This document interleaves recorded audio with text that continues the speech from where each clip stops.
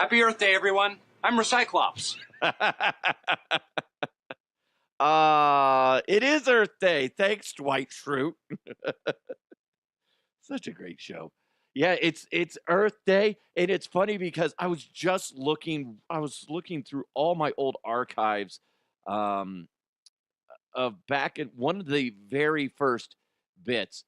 My first character voice I ever did was Frank the Elf. I've told you guys that around Christmas, but the first like bit I did where it's a recorded, so like a produced bit, all contained, and it was 100% me, is Scott Hastings and Alfred Williams had me do a bit for Earth Day.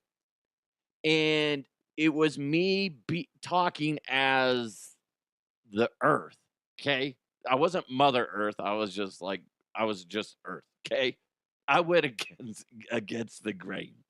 And I wish I had it because it was funny because, listen, like him or not, Dmac is a guy I respect when it comes to radio intelligence. He's been around a long time, and he's done just about every single position in radio. And if you're not from around here, he's very edgy. He pushes a lot of buttons. He probably has the biggest set of balls when it comes to press conferences because he's not afraid to ask the questions that everybody's thinking, but they don't want to rub the team the wrong way. He just says it because he understands the role that media is supposed to play. But anyway, so I respect his opinion a lot. So when it comes to the Earth Day little bit that I did, he talked to me afterwards. He said it was really funny, but it was too. This sounds conceited when I say it. Now that I'm thinking about what he told me, it's too intelligent. You got to dumb it down. And I'm like, what? He's all, you're talking about, because I said there was I'm trying to remember some of the lines that I said there. I did a mention to the sun going down on me. Like, you know what I'm saying? And I don't remember. There was a bunch of stuff, but he said it was a little too cerebral, which was funny because I remember listening back to it. I'm like, it's not that, but it also was one of those moments where I realized the guys turned off their microphones, and instead of laughing into the microphones, they just laughed off the air, and it just makes it not as funny. Laugh tracks go a long way. But it was I thought that was a compliment to me from Dmac, was saying it was good. It was funny, well produced. I had different voices in there, but it was a little too intelligent. Guys, I can't help it. You know me. I'm right there along with that. Who is that one really smart scientist guy? I'm Neil deGrasse Tyson, bitch. Oh yeah. Sorry, Neil. My bad. Haven't heard from you in a while. What have you been up to? Doing Neil stuff? I'm Neil deGrasse Tyson, bitch. Well, that didn't answer the question, Neil. Son of a bitch. All you do is talk about yourself, Neil. Anyway, hope you guys are having a great day. It is also Taco Tuesday. Boy, the stars have aligned today. You got Earth Day and Taco Tuesday. I feel like dude, I'm making tacos tonight. I'm so excited. I shouldn't be this excited. We have no games tonight. No dance rehearsal for my daughter. No practice, nothing. My wife's out of town. I'm going to make some chicken tacos. I already made up the chicken, so I'm just going to cut it up. That'd be great. Hey, we're celebrating Taco Tuesday. Oh, and Earth Day. Make sure you recycle. Don't be a dick. I will say this. I understand there's a lot of pushback with people with recycling, and that's because some recycling plants don't seem to be doing it very efficiently. So I've heard. I don't know if that's official. But a lot of people get rubbed the wrong way, blah, blah, blah, blah. I'll tell you this. At the very least, don't fucking litter. I don't understand people that litter. That's such a juvenile thing. If you litter, you're a dick. I'm just saying that. Those are the facts, bro. Oh, don't look at me and be like, lick, lick, lick my balls. Don't be say that because I said that. I'm just spitting truth. You know what I'm saying. Right as always. I am right. I am right, Ken. Ken knows. You're sitting there, oh, it's not that big of a deal. Oh, you just threw your big gulp on the ground? Huh? Then I look at you and then you give me this look? I didn't do fucking shit. Yeah, you did. This Earth Day, try not to be a prick and throw your trash away in the fucking garbage. I heard there's a rumor that on Earth Day, if you see somebody litter, you get to kick them in the dick. Is that true? Is that true? Somebody let me know. Oh, he's littering. Hey, sir, come here. Whack, whack, whack, whack. Ah, I threw my hot dog wrapper on the ground, and this little old lady came out of the bushes and kicked me in the wiener. Well, you deserved it, you piece of shit. It's Earth Day. Everybody knows you definitely don't litter on Earth Day. Okay? You don't. Anyway, I don't know where this is going. I do see you litter. I'm not going to be happy. I will say one thing. Devour feculence. That's the fancy way of saying eat shit. Still don't get it. It's like people that park in handicap parking spots. I don't understand why you do that either. Don't. Unless you're handicapped, then it makes sense. I have a former coworker. We're not. I wouldn't say we're friends. She probably knows of me. I probably have more of a, oh, I swear we're buddies type of situation than her. She'd probably go, that's right. I think I worked with you. Amy Van Dyken, paralyzed from, I believe, the waist down after an ATV accident. She's always on Instagram exposing the assholes out there that take up parking spots for handicapped people. And she's a good follow. One, she opens your eyes to a whole new world of difficulties and why it's important to have ramps everywhere. Because if you don't have a ramp to your business, you're a dick. Okay? You're completely giving the bird to people that aren't able to get up there without assistance. So I love following her. Like I said, I'm guessing she wouldn't remember me. It was essentially a cup of coffee that we had working together. It was like a couple weeks, but she's an amazing human being, former Olympian who accomplished so much, has a devastating accident, and has shown her journey past past the incident and what she goes through, the people she deals with, the good and of course the bad. It's an interesting follow her on Instagram. Just look her up, Amy Van Dyken. Definitely worth your time. Yeah. Yeah.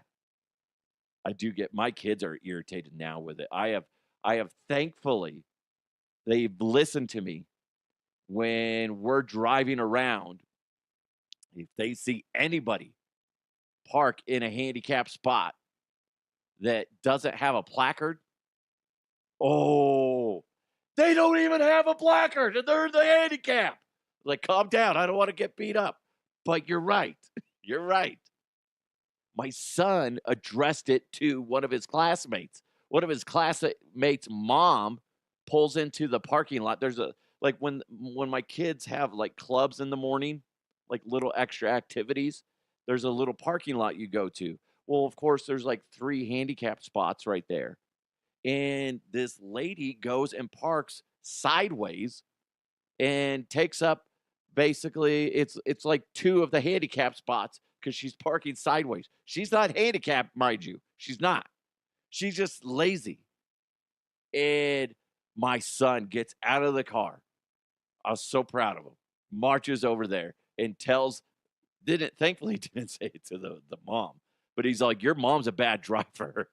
She should have, she's not handicapped. If somebody that was handicapped pulled up there, they couldn't find a parking spot because your mom took up 2 of the handicap spots.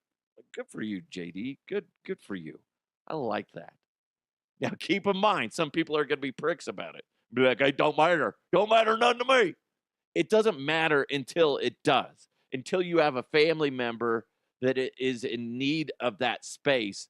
Okay, I know I'm going off on a tangent on this, but until you have somebody that you know that needs it, then you'll realize, oh shit, this is fucked up. This is fucked up. Shouldn't be doing that.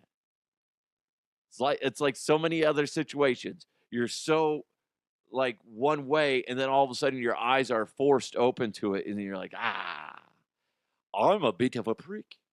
I had somebody do that at an office building. It was a medical office on the first floor, and then all the other floors were, other businesses. And a Jimmy John's worker pulled into the driveway so he could make a delivery. He pulled into a handicap spot. That was fucked up. I may have got him fired for that. Not really sure because corporate responded to my post about it. Sorry. And then the saddest thing I ever saw, real quick, is let's say there was 4 handicap spots. 3 of them were occupied. Then a delivery van shows up, parks in the other handicap spot, and this lady that was driving her handicap husband around, who was, he was and it was already a full parking lot, mind you. I'm walking out. She sees the delivery guy walking inside, and she looks at me and she's like, "What do I do?" I was like, "I am so sorry. I don't know. I don't know." And she was like almost in tears because her husband needed to go see the specialist. They must have been running late. Don't be a dick is all I'm saying. It's Earth Day and Taco Tuesday. For the love of God, don't disrespect the taco and the earth, and don't disrespect handicapped people. Sorry. Had to go on a tangent. Guys, we got a ton to get into. We're going to hear from Joel Klatt, my former coworker, former CU Buff, and just a big-time analyst for Fox Sports. He's going to give us the rundown on who the Broncos should pick at number 20 in the NFL draft. Also, we're going to get a sneak peek of who he thinks is going to draft Travis Hunter as well as Shedeur Sanders. We're going to hear from Charles Barkley and Shaquille O'Neal. One, those two going back and forth on the importance of coaching, or is there a lack of importance in coaching, as well as Shaq did something on the air last night that was hilarious, and I think we can all sympathize with. It's hilarious. I saw it in real time, and I'm like, no freaking way, this is hilarious. We got to get into that. But first, hit the like button, hit the notifications button wherever you're listening to this, as well as the subscribe. That way, so every time I upload a new episode, you're going to get notified whether you're watching this or listening. So make sure you do that. Remember, today's show is presented to you by Roof Goat USA. They are kicking butt and taking names. I love it. Love it. Roof Goat USA. They're the GOAT. They're the GOAT, and you need to check them out, roofgoatusa.com. I'll tell you more about them in a little bit. Also presented to you by Kirkwall Group. Now, if you're running a small business, you need help with the back of the house. Most likely you do, because it is tough. Take it from me. I get it. Running a business, doesn't matter how big or small it is, it's tough. You need someone with experience and is trustworthy. You need the Kirkwall Group. You do. They got over 30 years of experience. Richard and the Kirkwall Group understands that you and your business deserve someone who's efficient, timely, accurate, cost-effective, focused on your success, and is working to save you money. That's what you need, guys. It is. Kirkwall Group can help you with your bookkeeping, accounting, management services like CFO, controller, accounting manager, projects and support, as well as tax planning and preparation, income, property tax, sales, and use tax. what you need to do, go to kirkwallgroup.net. Kirkwallgroup.net. Kirkwall, like, Kirk, like Captain Kirk, Spock, quit playing with your zipper. Oh, that was a terrible Captain Kirk. I'm sorry. I disrespected the Kirkwall Group with my bad Captain Kirk impression. Anyway, go to kirkwallgroup.net. See everything they can do for you and your business. It's really neat, all the services they provide. And when you talk to Richard, you're going to understand why he and I are partnered up, because he is such a great human being who just wants to make sure that the people he works with have a great experience. They're very similar to Roof Goat USA, where they're all about what they do. They love what they do, and they want to make sure the customers get a great experience. So you got to check them out, kirkwallgroup.net. Sign up for a free 30-minute consultation. Again, go to kirkwallgroup.net. Kirkwall Group, we count what counts for you. And what we need to do right now is jump into some headlines. Let's go! Let's go! And now, here are the headlines. So I got a lot of listeners up in Michigan. Again, that's where another place where Roof Goat USA is dominating the roofing industry. So you got to go check them out. If you're in Michigan, you can check out Roof Goat USA as well as here in Colorado. But the reason I bring that up, this might be the best, I'm going to say, first date story, okay? Or the origin story for a relationship moving forward. And it's kind of freaky. It is. A Michigan man became stuck up to his waist in quicksand. You know that shit that you always see in the movies, especially the older movies. Dude, growing up, I've heard so many comedians talk about this, where they're like, growing up, I thought quicksand was going to be like just everywhere. And it kind of scared me going into kind of jungle-ish area. Not like I go hang out in jungles. Be like, hey, let's go to the jungle. Yeah. Let's go play with some snakes and stuff. No. But, just when you're going out and about, when you're on a beach, be like, oh, shit, is there going to be some quicksand that I'm going to fall into? But got to make sure that there's, a branch nearby. Maybe I'll walk around with a stick just in case. I never did that. But you see what I'm saying? Like, it was rolling around in my head way too much. Then you come to find out that it's really not that big of a deal. If anything, you sink a little bit, and then you just stay still, and then you slowly, wriggle your way out. But anyway, the reason I bring that up, a Michigan man became stuck to his waist in quicksand. This was in Lake Michigan. There's one of the beaches out there.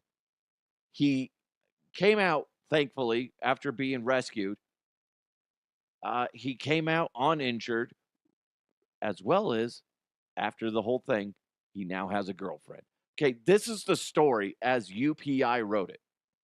Mitchell O'Brien and Brianne Sika said they were searching for Leland blue stones at Reynolds Street Beach when O'Brien took a wrong step about 5 feet past the shoreline and sank into the sand. Okay, that's kind of nightmare fuel, right? Especially because he ends up waist deep. He said it was obviously unstable. We would not have walked on it. If we would have known, we wouldn't have walked on it. And he said, but it didn't look that bad. It just looked like wet sand by the time we were there. Most of it was firm enough to walk on. Then he said, my left leg, I couldn't move it. It was like there was something holding it underground. Like a sand monster. Oh my God. It was crazy how hard it was there. It was right how hard it was. O'Brien and Sika, they've been co-workers, okay? Again, this is the story, and I thought it was hilarious in a sense. Co-workers from a recovery clinic, and they only recently started questioning whether their friendship could be something more. But until then, they called 911. They get the fire department out there. it said, let's see. He continued. Oh, wait, no, it was her. She said, then we both get together at the same time. And I just go, I think my girlfriend's trying to call too. Oh, I'm sorry. They both called 911. I screwed that up. And then he said, we both got through to the dispatch at the same time. And I just go, I think my girlfriend's trying to call too. And she, at the same time, about 20 feet away, says, my boyfriend's stuck in the sand. And this is the funny part. This is funny that they wrote an article about this, but I kind of appreciate it because whatever. That was literally the first time we defined our relationship. It happened with two separate 911 operators at the same time. That's what the guy said. I think that's kind of cool. The patch of quicksand was found to have been caused by hydraulic dredge charged with removing about 60,000 cubic yards of sand from the harbor bottom. So there you go.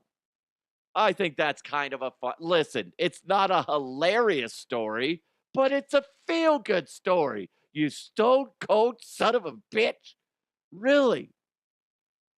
They better make it, okay? Because that's a really great story to tell your kids. Well, when did you guys start dating? Well, see, Daddy was a dipshit because by this time they're just tired of each other. Daddy was a dipshit. I told him not to walk there, but he did anyway. Classic. Should have known then that he wasn't going to listen to a word I said. They fell into some, sand, quicksand. Then I reluctantly called 911. He called at the same time, too, because he didn't think I could do it. He was totally mansplaining the situation.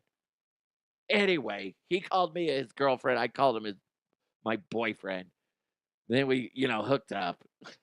Then you were born. You were planned, by the way. Blowing a cigarette in the kid's face. What a bitch she is. Holy shit. I'm kidding. Oh, my God. Boy, that story took a turn. That story took a turn from, oh, what a wonderful way to officially, ignite a relationship. And then it turns into, fast forward, she's just a terrible person. I don't know why it went that way. I'm so sorry. Why do I always assume that you're a horrible person? I describe a horrible person by them smoking. I know plenty of people that smoke. They're nice people. But hold on. But if you're a dick, most likely you smoke. You smoke or you do CrossFit. I'm just saying. It's one or the other. Pam, I'm kidding. I know this lady, my wife's Aunt Pam, is all about CrossFit, and she would punch me in the throat if she knew that I did that. I'm kidding. Clearly, I'm clear. Don't come after me, sweet Jesus. Kidding. She's hilarious. She's a funny person in great shape. Makes me sit there. I'm like, she's talking about how she does CrossFit every freaking day. Classic CrossFitter, right? And then I'm like, I should do CrossFit. Then I remember the last time I did CrossFit, I puked outside. So I'm like, you know what? No, I'm good. I'm like a goddamn pinball this morning. What the shit is going on? I'm like, over here. Bing, bing, bing, bing, bing. Don't park at handicap spots, dick. Woo. Anyway, yeah. So that's a good little origin story. It's funny though because my kids will ask me and my wife about when we started dating, when we first knew we liked each other. And there's a story of my wife and I worked at Safeway. That's how we met. We didn't realize we actually lived one block away from each other growing up. We just didn't. I was the bad boy on the other street. Kid you not. Her mom used to drive by with my now wife in the car and say, don't be like those boys and mistreat your basketball hoop. Because my brother and I used to break the basketball hoop all the time. Set it on, 6 feet and dunk the shit out of that. Break the rim. But anyway, there was a point in time where I'm trying to impress my wife, trying to get her to notice me. She's in the deli, little, little sitting area for customers and employees. She's on a break. She's eating lunch. And I'm running and I'm wearing cowboy boots. And they're very slick on the bottom. And I'm like, I'm just going to run over there and slide. And she's going to be like, that guy's handsome, right? He's the one, right? So I'm trying to impress her. So I'm running and I go to stop, but I slid too much. And my right leg goes up and it goes underneath a different table because she was sitting at like a bar section. It goes under a table and my shin just scrapes the table, the under of the table, and just about, a 5-inch gash of, ripped off skin on my shin. But it was memorable, huh? She smiles every time we bring it up. She's like, he was so stupid. I felt sorry for him, really. And then she pats me on the head. Hey, it worked. It worked. Ha ha ha. Who's the sucker now? Who's the sucker? Have you guys, if you have young kids, you may understand this. If you don't, I just got to ask you, especially if you have grown kids, what you would do if your kids did this. There's a lot of kids out there when they're seeing this new movie, the Minecraft movie with Jack Black, they're throwing popcorn all around, and it has something to do with the game. I don't know. Somebody brought in a chicken to one of them because in Minecraft they have chickens and stuff. But they're leaving theaters just destroyed. Soda all over the chairs, popcorn everywhere. This is like way beyond the norm. But here's what's annoying to me, because my wife took the kids to go see the movie. My wife hated the movie. My son especially loved the movie. Because she had heard about this trend, and my son brought it up. He's like, "Oh, when this happens, you're supposed to throw your popcorn in the air." She said, "You will not do that. I don't care if everybody else is doing that. You don't do it." Okay. And he did not do it, right? But there's a huge chunk of people out there, parents, that think it's perfectly fine. Let kids be kids. Let them destroy the movie theater. That's what the employees get paid for, is to pick up the popcorn, right? No, fuck you. Your kids are going to grow up to be assholes. That's a fact. Take that to the bank, motherfucker, and cash that shit in. Your kid's going to grow up to be a prick because they think it's okay to destroy property or just leave a huge fucking pile of mess somewhere because that's what somebody else gets paid for. Eat a dick. As somebody that used to work in the service industry, that drives me nuts. I'm seeing these pictures of the theaters where there's just like mounds and mounds of popcorn on the floor. And now you got to get more people in those theaters to clean up the mess. I get it. Yes, they do get paid to clean up, but that's disrespectful. You're eating your popcorn, you drop a few pieces because you don't realize it. That's acceptable. Okay? Maybe your buddy's in front of you. You throw one piece at his head because he deserves it. Let's be honest. That's acceptable. To dump essentially a full bucket of popcorn everywhere, that's just you being a dick. And if you, listen, this is going to rub some people the wrong way, but these are the facts. Guess what? You're a prick if you allow your kid to do that. And if your kid does it, your kid's being a little shit. Am I wrong? Am I wrong? No, I'm not wrong. Because that's the truth. Right as always. If my kid did that, I'd be furious. Be like, no, you're going to stay here and you're going to pick it up. Am I being a curmudgeon on that? Am I too old school? Because yes, I would make my son pick that up. But here's the thing. When my wife explained to my son why that it wasn't a good idea, he wanted to do it because he thought it would be fun. But when she explained it and went into more detail of why you don't do that, he understood. I'm just saying my kid's smarter than yours. Okay, that's all I'm saying. That's all I'm saying. Oh, man, I'd be furious. I'd be furious. That's I just remember there was times like, let's say when I worked at Chipotle, and you would always dread as the manager or just an employee, especially if you're the employee that was in charge of taking care of the lobby, when you would see really little kids come in there because you know that they're going to get a burrito bowl of some sort. There's going to end up being rice everywhere. I understand that there's times, especially when you're a single parent, or at least when you're out and about as one parent with one or more kids, that sometimes you're just like, you just want to eat and get out of there. And oh shit, we made a mess. I can't deal with this now. Let's leave. I get that.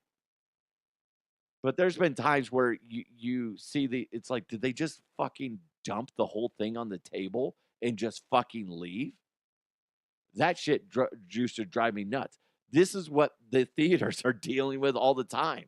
Now, in a sense, in a weird, twisted way, it's good for the theater employees because now they're going to have a lot more respect for other industries and being respectful to other people in other industries and not being a dick, because you understand what happens when people are a dick to you. So in a weird, twisted way, those asshole customers, those assholes throwing popcorn everywhere, they're, in a weird, twisted way, making the employees at the theater better. But you're still a prick if you throw popcorn. I'm just saying. Just saying. By the way, I wrote this down last night. I'm watching the Nuggets game. I don't know how this popped in my head. There must have been some random commercial. But I wrote, random thought. Being a Rockette must be insanely difficult. The precision, extreme dedication, major focus. I'd hate to be the one dancer that was off. That's random. That's a random thought of the day. You're welcome. But it's true because you watch them as they're doing it. They are like a machine, a well-oiled machine. You watch it and it's like there's no flaws. Imagine being the one that shows up and you got a hangover or something like that. Missed your coffee, missed your bus to get there, blah, blah, blah, blah, blah. Your boyfriend's being a prick. You show up there and you're the one that's slightly late on everything. Oh, that'd be terrible. Listen, these are the weird things that pop in my head. You're welcome. Now you're going to be thinking about it. And you're going to be like, yeah, you know what? I'm not a dancer by Jesus Christ. I'm the furthest thing from that. But that would suck because everybody be looking at you. You're like, look, he's awful or she's awful. Oh my God, look at her. Oh, why is she even there? Shut up. Shush. Shut your mouth. Listen, if you dream to be a Rockette, you got to put in the hard work, okay? Speaking of hard work, we got the sports section coming up as well as the mailbag. And before we get to that, if you need roof repairs, I've been telling you every single episode, you got to go with the GOAT. Because if you don't go with the GOAT, listen, just saying, we all make bad life choices. That might be a bad life choice for you, but make a good life choice. Check out Roof Goat USA. They've been in business for 23 years. They understand the headaches that come with fixing a roof. And trust me, as somebody that's had a roof repaired like a year and a half ago, it was a freaking headache. But they deal with repairs, replacements, insurance claims. Roof Goat USA's experienced professionals are committed to delivering reliable and durable solutions, and they prioritize the safety and comfort of your family, ensuring that your home is well protected against all the elements. And when you watch what they do, how they do their work, it's phenomenal. Like, I posted this video on Instagram. I think I posted it on my Twitter too, as well as Facebook. It's Bill, the owner, showing just a wide view of them working on a house. And before they start doing too much on the roof, they take care of everything around the house.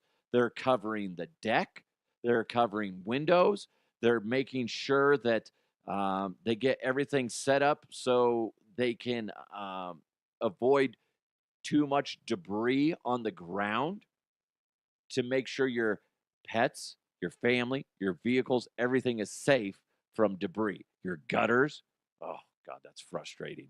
So they do such a good job. They knock it out of the park. You got to check out that video. It's like a 30-second video, but it just shows the little ways that they go above and beyond. And as somebody that had a roof repaired, that shamefully, I didn't know about Roof Goat USA at the time, my gutters were jacked up. And I didn't realize it until we got rainstorms and they're just overflowing. Then I'm in the middle of a rainstorm, smacking the gutters trying to get the debris out. And then I realized it's not just this gutter, it's one over there and the one over there. And that's frustrating.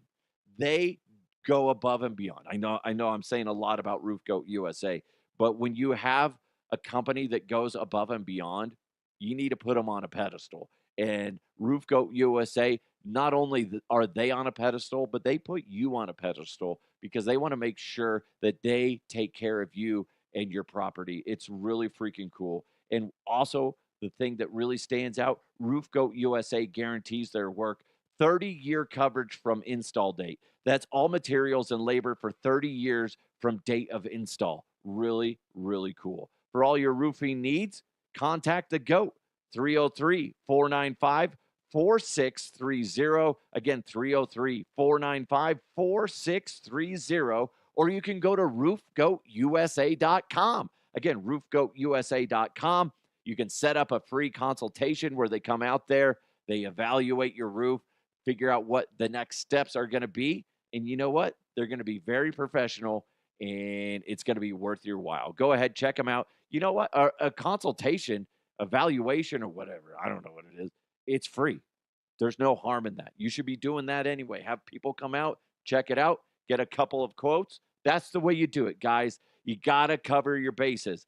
And I guarantee you're going to be impressed with Roof Goat USA. Again, 303-495-4630 or go to roofgoatusa.com. Experience the Roof Goat USA difference today.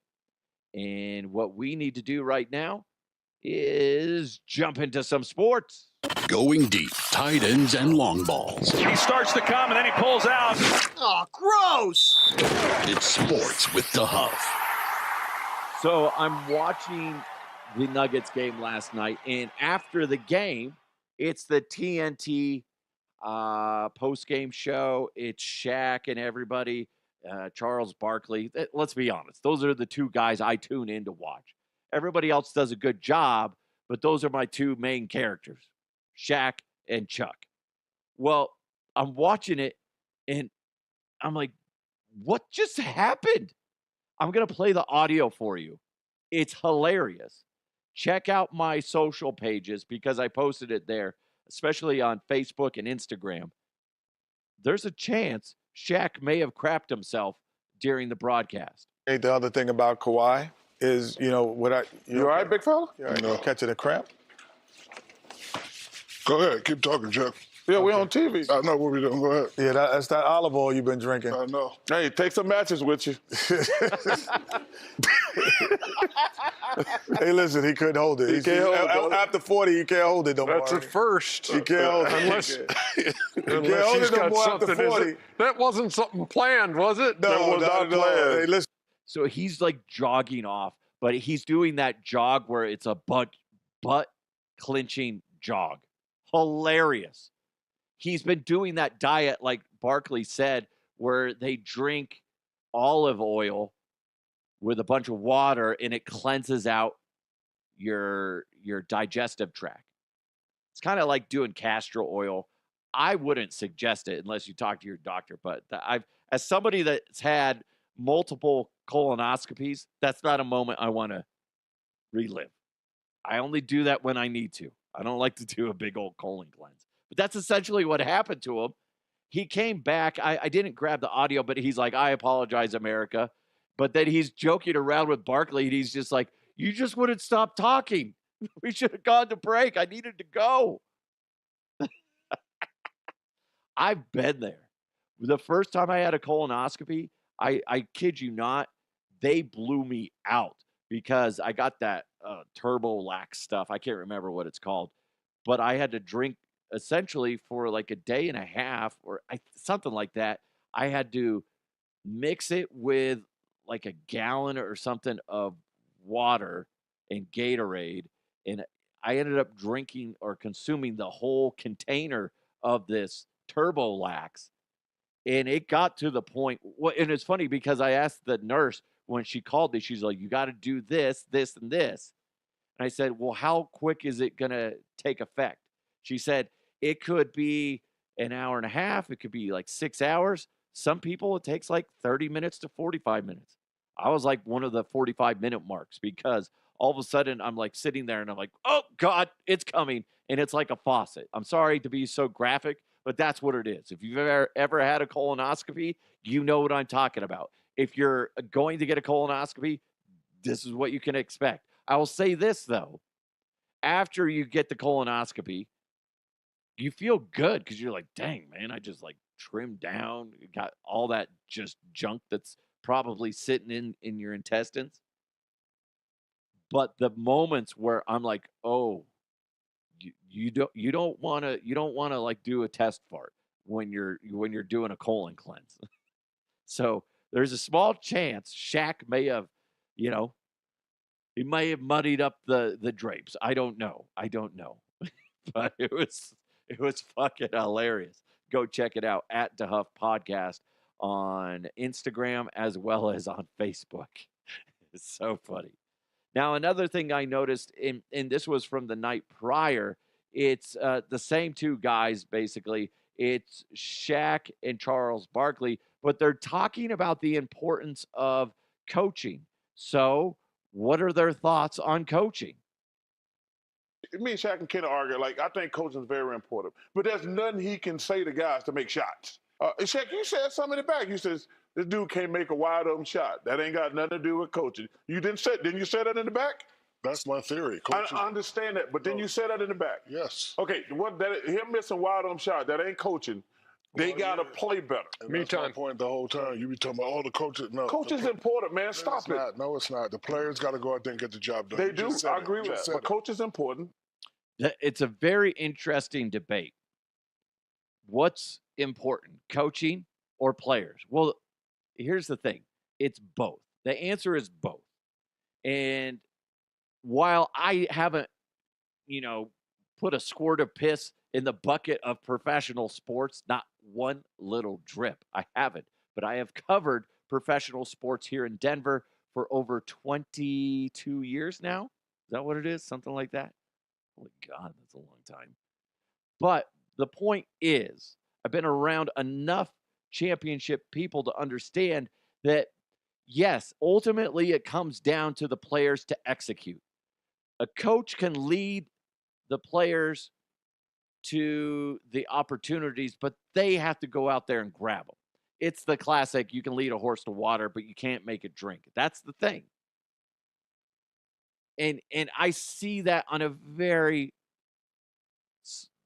it's somewhat, I guess, similar situation with my inaugural season of being an assistant coach in Little League. Yes. Yes, I'm comparing myself coaching to Little League play, or excuse me, to, NBA championship caliber, Shaquille O'Neal, as well as Hall of Famer Charles Barkley. But the point is, I see it in my world too. And you at your job, you can train an employee to do something. They still have to do the work. A teacher can teach their butt off, but ultimately it comes down to the student to do the work. Same thing with players. The coach is teaching them. And like it or not, players, you will always be learning. You will always be learning. And if you have good coaches, they will continuously be teaching you and working on your skills. Now, let's be honest. Was Shaq known for doing, a wide range of things? Was he a Nikola Jokic? No, he wasn't. He was a go to the paint, dunk the ball. That's what he did. It's not like he had a huge variety of skills when it came to playing basketball. That being said, what he did was phenomenal. He was a big dude that knew how to use his body and just went to the hole, and nobody had an answer for it. Okay? So his perspective is obviously altered, whereas Barkley was different.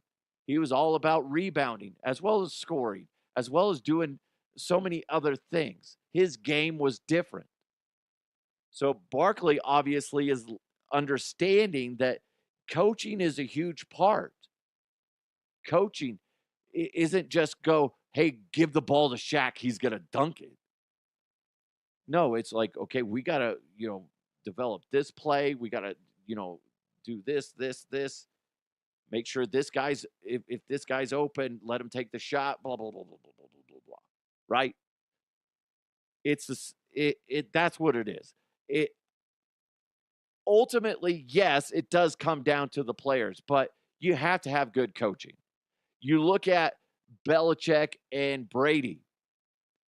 Yes, at first, I would say it was the coaching that helped lead the Patriots to all their Super Bowls. But eventually, it got to the point where Brady was so freaking good.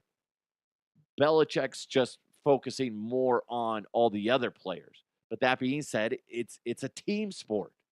So you have to be continuously coaching everybody else. Yes, Tom Brady might not need that much attention, but everybody else does. Same thing with Shaq. He's just probably oblivious to it. All the other guys needed the the attention, the fine tuning.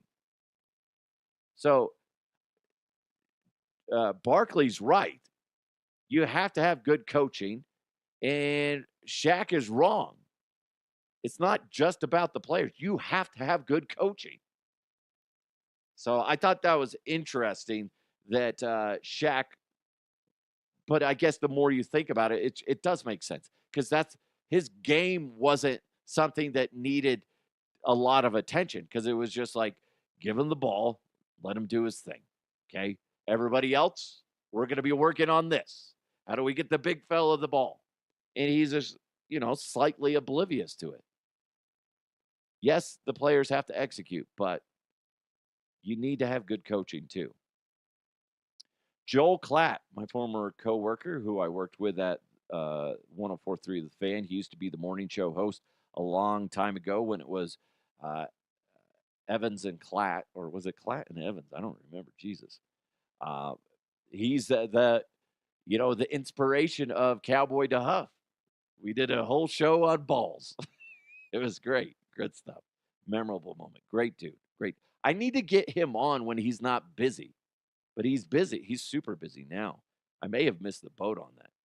But anyway, because I don't know. But anyway, Klatt was on his show, the Joel Klatt Show.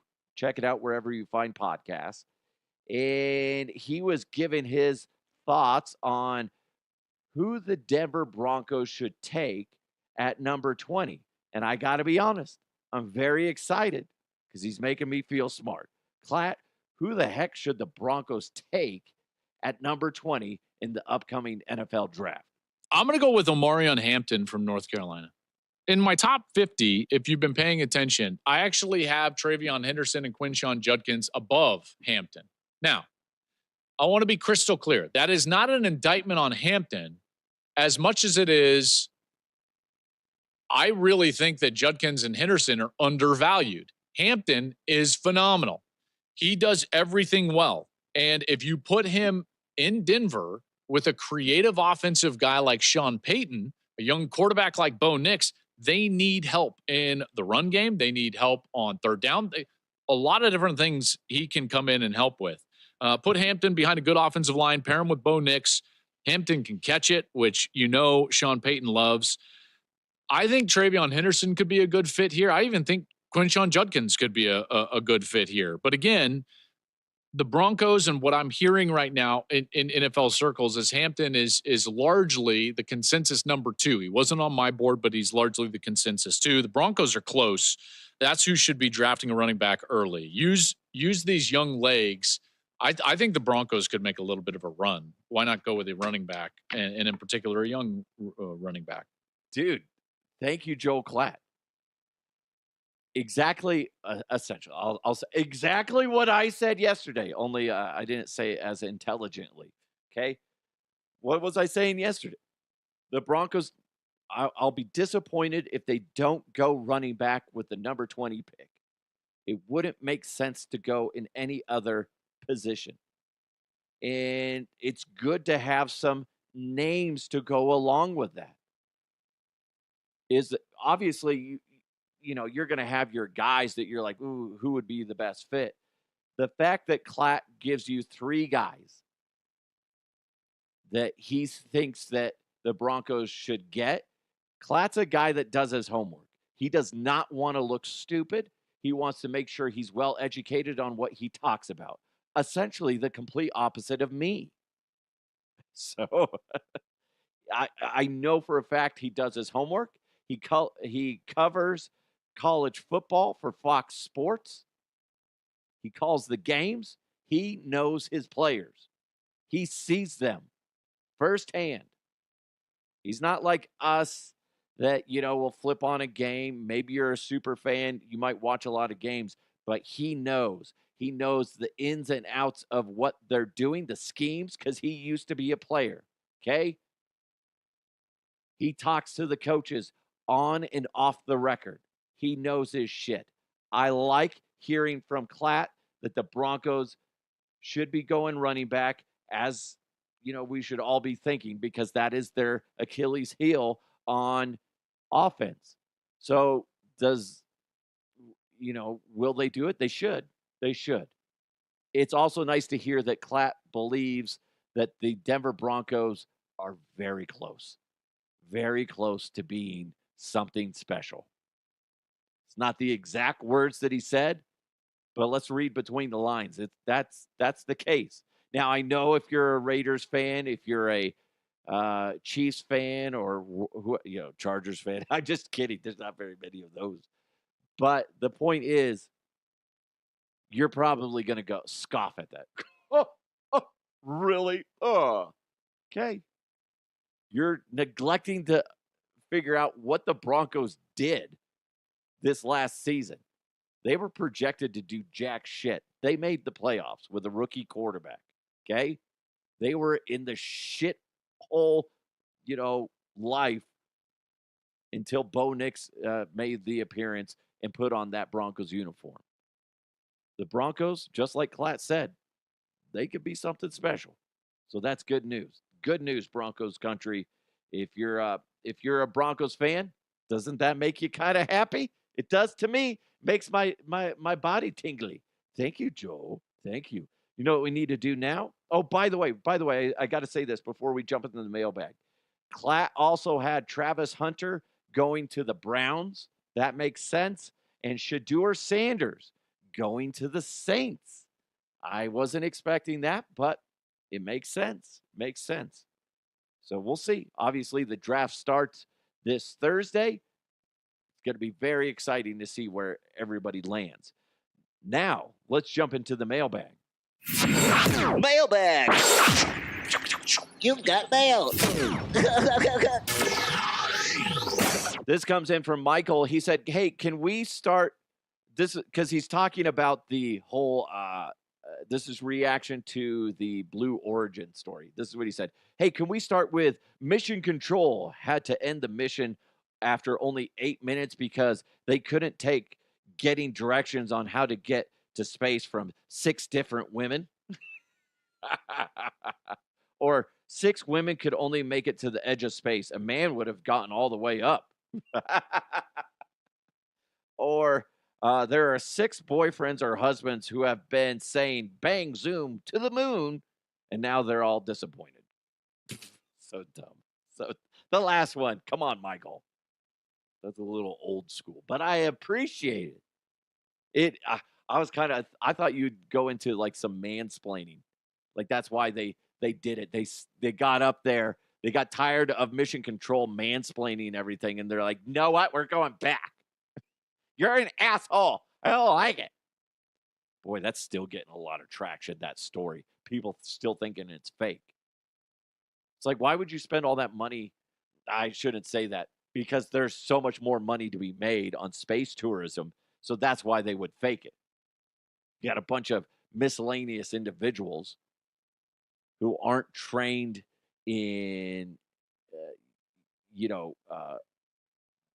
astronauts shit going up there.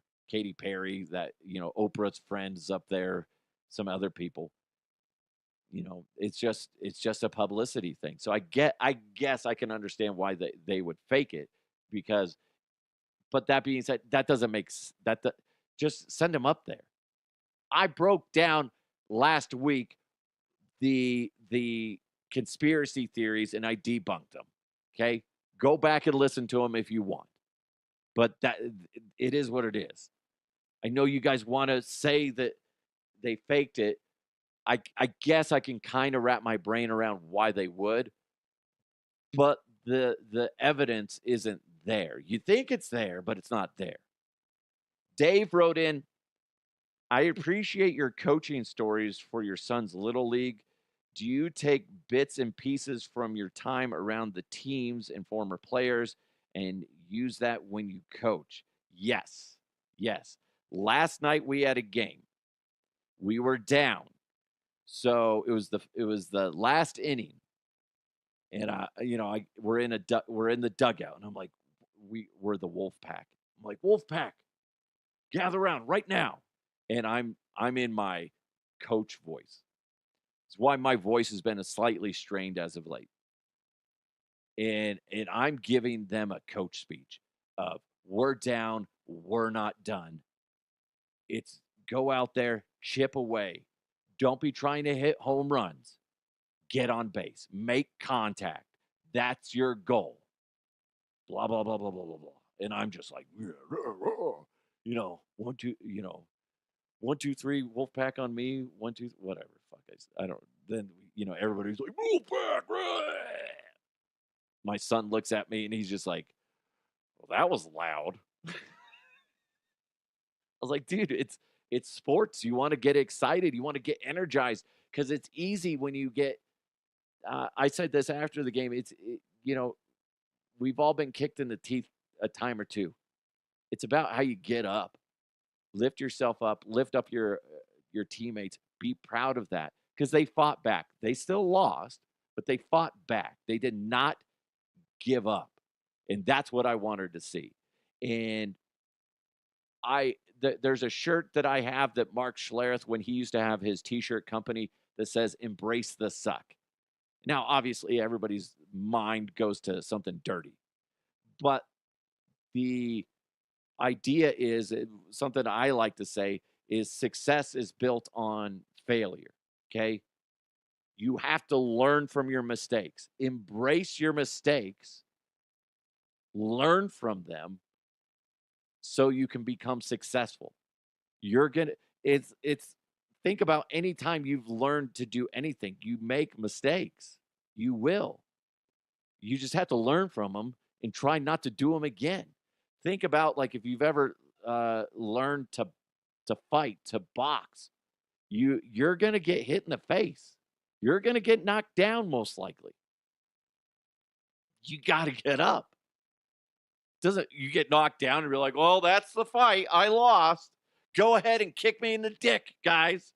No, you got to get up and say, fuck that shit. You ready? Because now I'm mad and I'm focused and I'm gonna, pop you right in the freaking nose and break your face. So yes, I use a lot of that stuff. I recall all the stories that like in private conversations especially, I cherish those so much of when I would cover the Super Bowls and I'd be in hotel rooms with these NFL legends, Alfred Williams, Mark Schlereth, um, Mike Pritchard. Who else? There was like some guys that we didn't actually work with that they'd hang out too, but they're telling Super Bowl stories. They're talking about the guys that always had their number, and it would just motivate them to just do better. And those are the things that stick in my head that I want to relay to the kids and be like, you're gonna get knocked down, but that doesn't mean it's over. So, Dave, yes, and I love that. Does it automatically compute with these kids? Kind of like what we were talking about earlier with Shaq and Barkley. Does it always compute to the player what you're trying to relay? No, it doesn't. But doesn't mean I'm not going to put it out there and just be like, guys, it's okay. It's okay. We're going to make mistakes. We all do.